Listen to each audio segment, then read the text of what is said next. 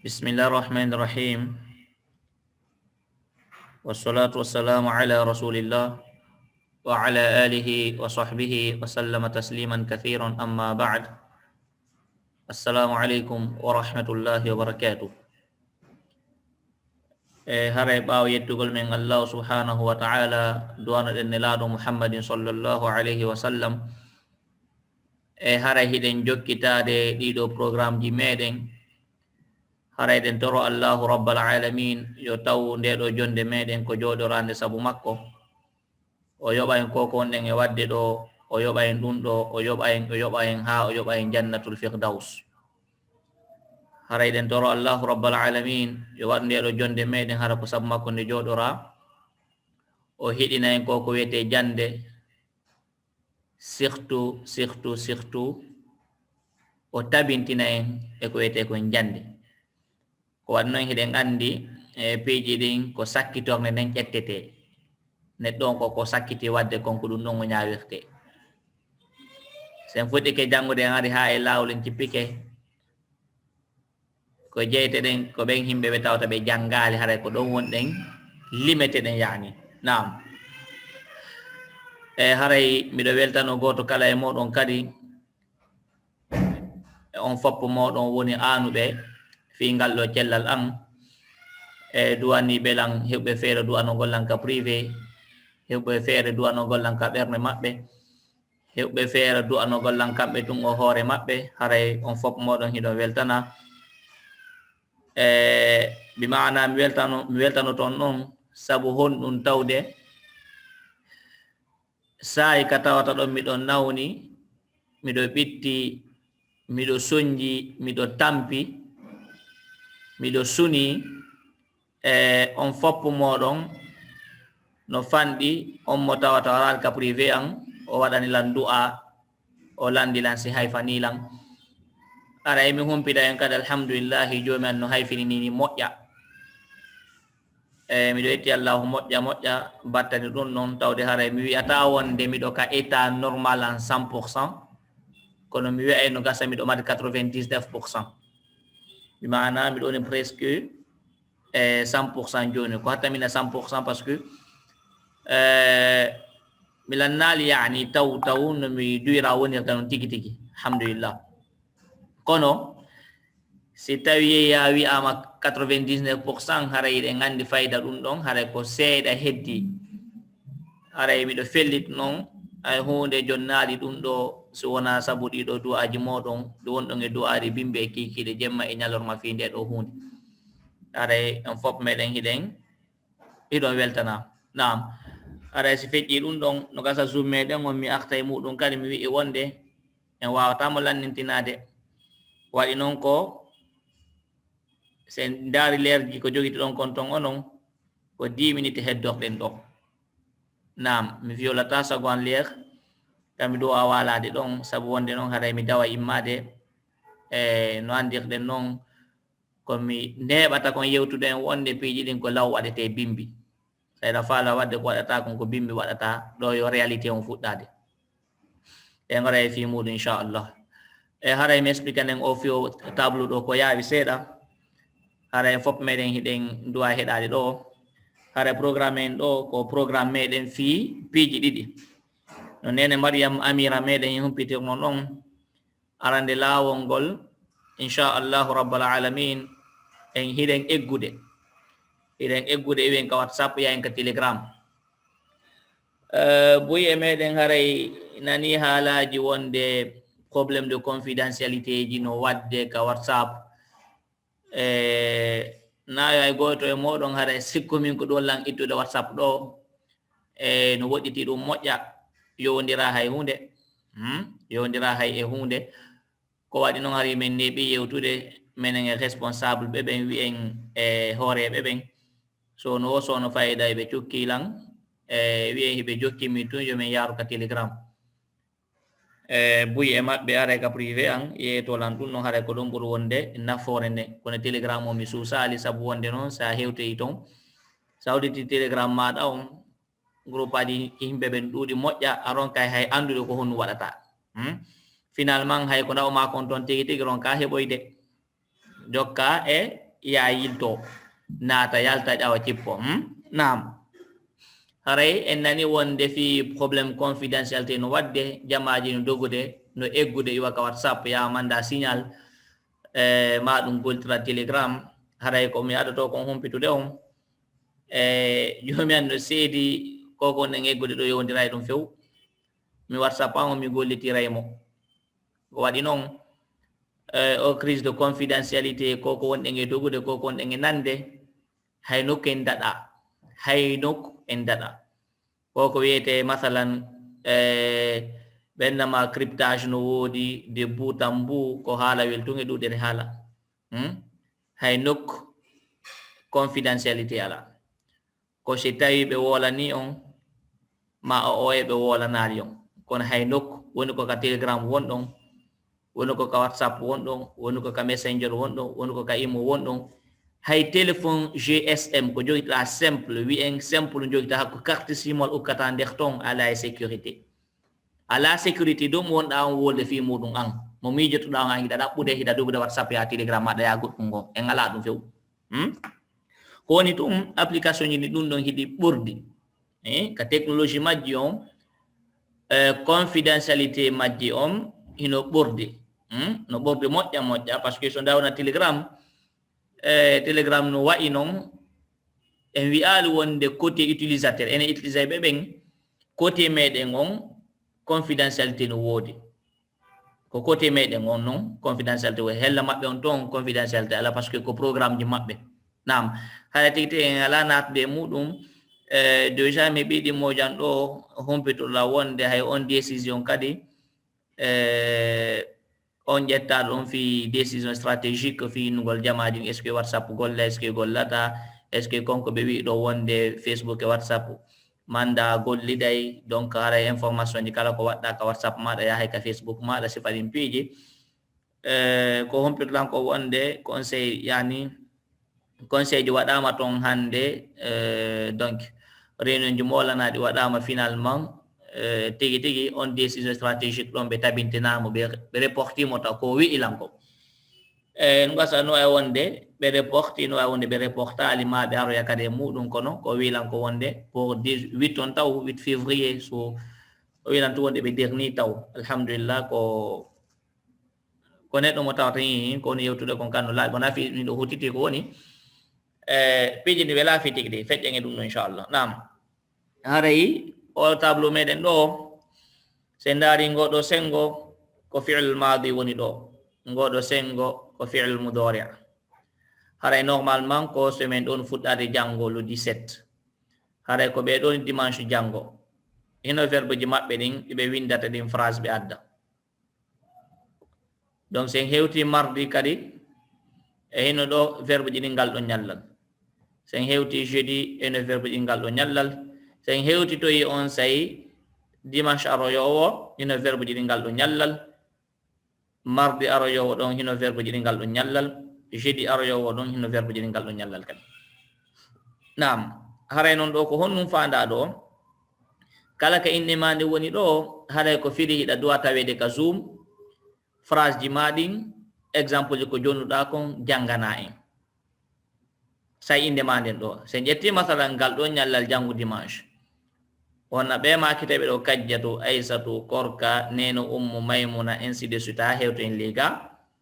ɓeɗo kamɓe ɓe duwa tawede ka zoom ɓe janngana en ko ɓe windi konko yowdir ɗi verbe ji ɗo ɗi fop maji ko 10 verbe won ɗo ok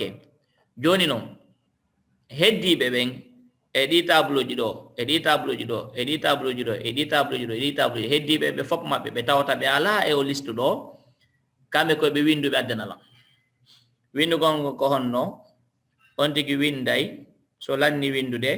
o addanalam photo ko windi kon o ñoƴƴa o enregistre o addanalam bi mana o jangganalam ko o windi kon kadi par ce que sa jangi ko winduɗa kon gasa faamay paldi kon kon e muɗum gasa a wallitotolam faamugol kadi an neɗɗo on ko winduɗa kon nam joni haray ko honno windirte ko landal ngal noon nam haray ɗo ko honno windirte ƴetten verbe mo tawta eɗen andi fi moƴƴa misal wonɗen e ƴettude ƴetten o verbe manger ɗo andi wiwɗen ñanden yewta ha tawa tigi tigi ko ɓuri hewde kon si tawi wi'i wonde neɗɗo on koyo addu ko feƴƴi kon nder ñallal makko ngal fof ko ɓuri hewde kon e meɗen on tigi addey hunde wotere ñande o ñande miɗo jaɓi ɗum côté goto kono mi jaɓa ɗum côté kadi miɗo jaɓi ɗum côté si tawi ko ono hi kono mi jaɓa ɗum côté si tawi min ko min ko honde mi faala wi'ude ala no ñallal feƴƴira exactement no ngal feƴƴirno hanki wawata gasude wawata wonde fes no ñallal ngal feƴƴirno noon hanki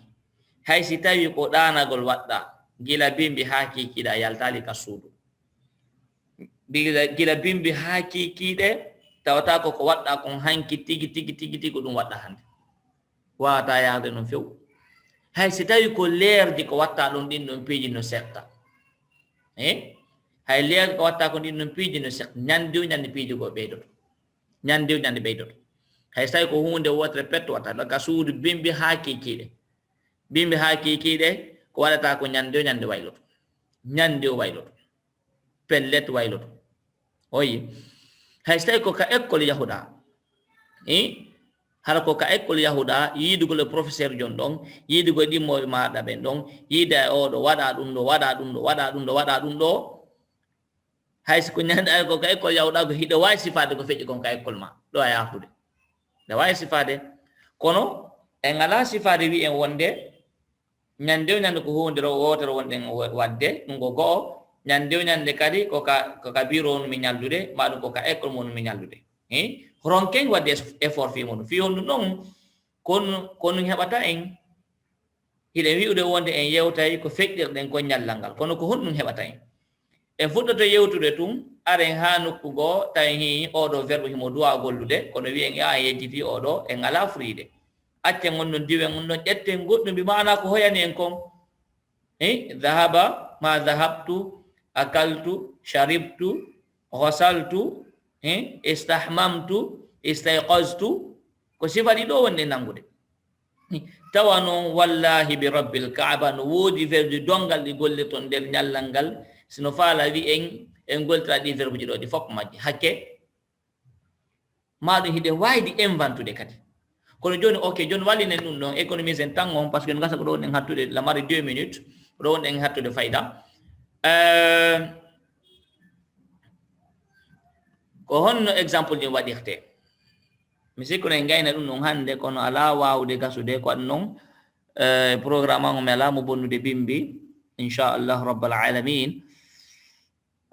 nam gasa eggingo groupe aji ɗin ɗe wawi accude ɗum ɗon janggo yes ɗum ɗon hiɗen wawi wadde janggo en fof meɗen hiɗen noddita de toute façon déjà hiɗen andi janggo ɗiɗo verbe ji hiɗi dowa waɗede ɗi verbe ji ɗo ɗum ɗo déjà dowa waɗede ɗum ɗo mi lanintinto explication on ɗo kono fi nattugol en ka groupe aji en watti ɗum ɗon janggo joni inchallah rabbal alamin nam ɗo explique de joni ko honno masalan exemple en jonnirte andi janggo ko ɓeɗo janggude on fof moɗon ko ɗiɗo addoton ɗi 10 ji ɗo verbe savoir verbe ignorer retourner réviser étudier normalement ko étudier mi dowa wadde ɗo erreur no ɗo nan jaman corrigé on say erreur no ɗo na étudier ko étudier mi falno wiwde étudier ok joni ƴetten exemple oɗo ƴetten exemple oɗo on ti jonna misal ɗo o jonna misal oɗo o jonna misal oɗo o jonna misal oɗo o jonna misal oɗo ha hewta ɗum mise sappo ko mise sappo halfina de normalement ko communication on ɓurta en welande fi kono jokken ɗum ɗo seeɗa ndaaren attitude moɗon ko honnon yaafde te jetti manger on ɗo exemple ko honno jonnirte mi sifano ko honno exemple on jonnirte fi yo hoyan on exemple arabe kañum ko honno heɗude moƴƴa ɗo dey ajustement silani mi naɓana omo inchallah gasa ko bimbi noon mi naɓoytamo fi honno par ce que ɗo kikiɗe ɗo mi heɓata taynugol mi moƴƴinay mo so ƴetti wona o fiil ɗo manger ko misal go andi janggo ko ɗo dowalen ƴettude ko misal tumi ƴettani ɗum manger fino yo welan en fi ok ko noon ti jonta exemple on ko fiil madu yon taw no janggo ko fiil mudori oyi janggo ko fiil al mudori na ɗo de na fiil madu watte janggo hino ɗo ko parti ɗo wonde hino semaine 17 on ɗo ko mudori oyi okay jon misal o manger wonen wad ko honno waɗirte ka arabu kañum ko honno ko verbe on waɗata taw première fois on waɗa verbe on deuxième fois on waɗa inde on tigi nden troisième fois on waɗa non gollal ngal ma inde hunde nden exemple yakulu muhammadun to'ama yakulu muhammad to'am bima'ana no ñaamude muhammad ñaamete on ko ɗum firi wi'en ɗum muhammad no ñaamude ko ɗum firi muhammadu no ñaamude ñaamete on muhammad no ñaamude ñaamete on kono arabu ɓe kamɓe kono gollirta ko fi'il on fola arata inde nden ara yani inde waɗuɗo gollal ngal on ara après noon inde gollal ngal masalan wona suudu ma ñaamete ɗum ɗon ara yeeso manda son faami mi jonna misal goo yalabu atiflu pay kon kono fijude alkurata mo fijude ballon on oyi ko yalabu on ari ko verbe fi'il mudari on ari taw après inde wonɗo fijude on ari manto ɗum ɗo moƴƴa de mi adda o vidéo on say ma windon fewn ɗo verbe ji ɗin ko ni fiyo welan on fi ko verbe on taw yakulu on taw muhammadu yani muhammad no ñaamude après ko ɗum no ñaamude ko ñaamete waɗa ɗon at-ta'am aw muhammadu makan yadhabu muhammadu ila al-bayti misal mandas no famade comme honno ko yazhabu on ko fi'il on ƴettoton taw adda inde on tigi nden adda noon ko honto o fokkite masalan ko honɗo ne ñaamude masalan ko honɗo ne yarde masalan ko honto on e yahude exemple mi sikki ɗum ɗo en faami fota mi fiilito kadi règle on ko ni ko piiji tati ara noon ko hombo on ndi winda fi'il on bi maana savoir ɗo savoir mi yitahe ko verbe hombo gollirnoɗen ɗo verbe savoir no wonde taallama mi yitino say ko taallama o fi'ilo janguɗen ka ko hombo mi yiti ko hombo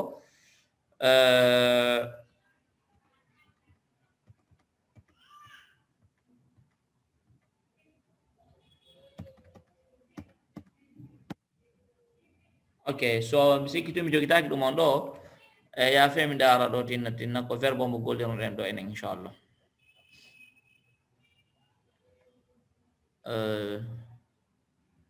star ok voilà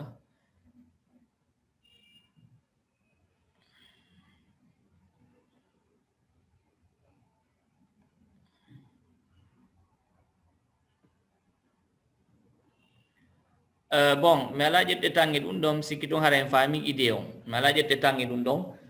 mi sikki ɗum on faami idée on si tawi on faamali ɗo wawi landade ka nder groupe aji moɗo inchallah rabbal alamin janngo noon hara wakkilo en hewtita law ni 30 yonay tumi fuɗɗo 30 yonay tumi fuɗɗo kono mi fuɗɗorta mi ara e tumi naɓa tinna lien ji fi groupe aji meɗen ka télégramme ɗi foppo majji kala mo ala ɗon haraw manki kala mo ala ɗon janngo ko dimanche mi connecte to tum fop koye connecte mi connecte to tum mi adda lien on direct 30 no mi connecte to assalamu aleykum rahmatullah e hino lien ji moɗon ɗi mi adda lien on sayi ka télégramme hino ɗo groupe ma hino ɗo goto kala mi naɓa lien ka groupe makko si mi landi kala mi supprimay mo si mi landi naɓude lien on mi supprimay mo ko ɗum si mi wi hara wakkilo ɗen 30 20 et 30 hara en hewti waɗa ɗum noon tinna ɗi lien ji no gasa ƴetta hen 5 minutes ma 10 minutes maximum inchallahu jokken noon exemple ji mumen ɗi bidnillah nam e hara mi arta kadi kam wonno sifade ɗo yaafe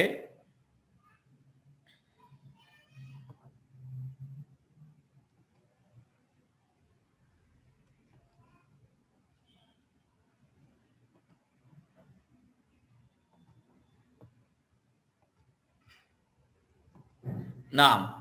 so halla sifade mi arta e muɗum seeɗa wiwɗen hon ɗum ɗo ni ta'allama ignore ɗo ko hommo ka goltirɗen ɗo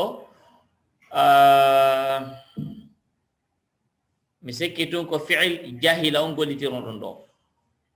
jahila yani majjere quoi ko ɗo goltirano ɗo so on ti kon won wadde hiɗen joggiti honno fi'il ji meɗen kawon fo e numéro ji parce que min ɗo probléme no kon to woni min wona o sen ƴetti kala verbe mo ƴettuɗen ɗon gasa miɗo andi mo deux fois yani façon go so ko ɗum so watta ko mami miiji ɗo mi anda ko hombo non gollitirno ɗon ko hombo non gollitirno ɗon oyi so donc ɗum ɗon e wadde janngo si hewti présente ɗen law goto kala winda verbe makko on surtout ɓe wonɓe ɗo ko ɓe connecte surtout ɓeɗo ɓe addana verbe ji maɓɓe ɗin inchallahu rabbal alamin koye présente ɗo ɓaddana verbe ji maɓɓe ɗin inchallah rabbal alamin amma heddi ɓe fof maɓɓe mi adda liye jiɗi fiyo ɓe wawa connectade haray wiɗe wonde mi anndinte nde wotere kadi ko honno exemple ɗin jonnirte no weeli fiye moƴƴa on tigi ko verbe on watta taw o waɗa inde on tigi nden o waɗa noon inde masalan o yeehi honto o ñaami honɗum misal kadi wona ko fi yarugol wonɗen haali fiye mum ko shariba on tigi adda ɗum noon taw maɗum ɓay ko fiil mudori wiwɗen yashrabu attiflu yani pay kunkuno yarde almaa imo yarde ndiyam woyi maseɗen almaa ɗo ha saaji mo yanale maseɗen inchallah ɗum ɗo na probléme eredi ɗum ɗo en corrige on sey o maa ɗo no wori ko wiyete mafulu bihi fiil fa'il mafulu bihi en janngo e fi muɗum inchallah ɗum maseɗen ha saaji mo yanale muɗum ɗo wadde de sukun kafe na probléme yashrabu tifl alma ɗo jangirɗon haɗon on masali na probléme bimana ɗo masali ko sakkiti ko kono noon yashrabu on bu ɗum ɗon en janggay par ce que ko fiil mudori en jangi woni fiil mudori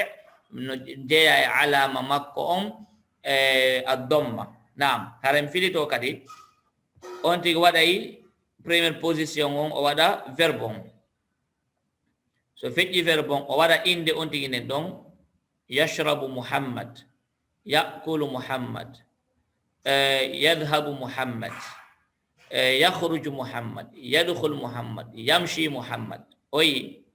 ya'ti muhammad yaqumu muhammad yajlisu muhammad yanamu muhammad yastayqizu muhammad oyi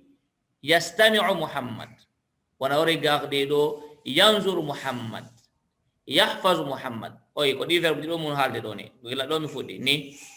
haalannoya oyi ko misal tumi jonni o donc on tigi adda verbe on adda inde on tigi waɗu ɗon waɗa ɗon noon ko addi kon yeeso ɗon waɗa on sa on tigi adda ɗon on sayi ko jangi kon haɗe darade o ɗo inchallah rabbal alamin déjà mi ƴettiɗo 8 minutes mi ƴetta ɗo gasa 5 minutes kadi fi préparagol non walora e haray en tabintin ɗum ɗon janngo wakkil nden e hewten ɗo law inchallah rabbal alamin hawnaki janngo darsuji mon ɗin ko ka whatsapp yahata kadi fi honno par ce que jaman connectaki hande law e ko ma wona janngo kadi darsuji mon ara ka whatsapp kono gila janngo kekile inchallah jamma wakkilo connecto e leyel ko waɗi noon darsuji ɗin ɗiyata ka whatsapp hande kadi koka telegram ɓurno yawde ko waɗi noon jamaji ɗin fop fayda no heeɗi telegram boyi no heeɗi ɗum ɗon no heeɗi gollitirgol kadi no weeli fi kadi option ji boyi ɗe mari ka telegram aɗa wakkilo ɗen e hiɗen ɗum ɗon e kadi surtout telegram on noon himo waɗa important moƴƴa par ce que fiyon ɗum janngol mon fiyon no hiɗon duwa tawede janngo wona tawede ka telegram to telegram groupe aji no ɗuuɗi ko mami explique no masalan ko honno waɗata haɗa daiman bimana toujours so waɗi ka telegram ko groupe moɗon on folo iyo toon taw ɗum ɗon woni très important bimana a waɗita telegram maɗa on tun ko darsuma on foloyata hoore darsuma on folo ko min komi naɓama kon folo ko noon folo wonta dow taw ko heddi kon fof ara ley oyi ɗum noon hay so tawi nongoymi nouveau darso ala hay so tawi darso heeso ala par ce que normalement ko adduɗo hersum wo ko ɗum ɗo wonata hoore donc mi sifano toon noon mi sifano toon kono guerdo toon hay si tawi mi naɓanaɗon darsu toujours groupe mo janngoto noon ko hoore woni toujours fiyoto ɗum o majjiron par ce que sima ɗum on ɗaɓɓita darsuji mon ɗin ha wataɗi yittude par ce que telegram ji ɗin jamayi no ɗuuɗi e muɗum ha feƴƴide no ɗuuɗi e muɗum e kadi fayda ɓe ala nafitoro e hunde mo nanda o meɗe groupe aji kaari mi e groupe kaari kono ko groupe hombo tigi tigi wonɗa nafito groupe hay goto هذا من الدرر إن شاء الله وما كان فيه من صواب فمن الله وحده وما كان فيه من خطأ فمني ومن الشيطان والله ورسوله من براء السلام عليكم ورحمة الله وبركاته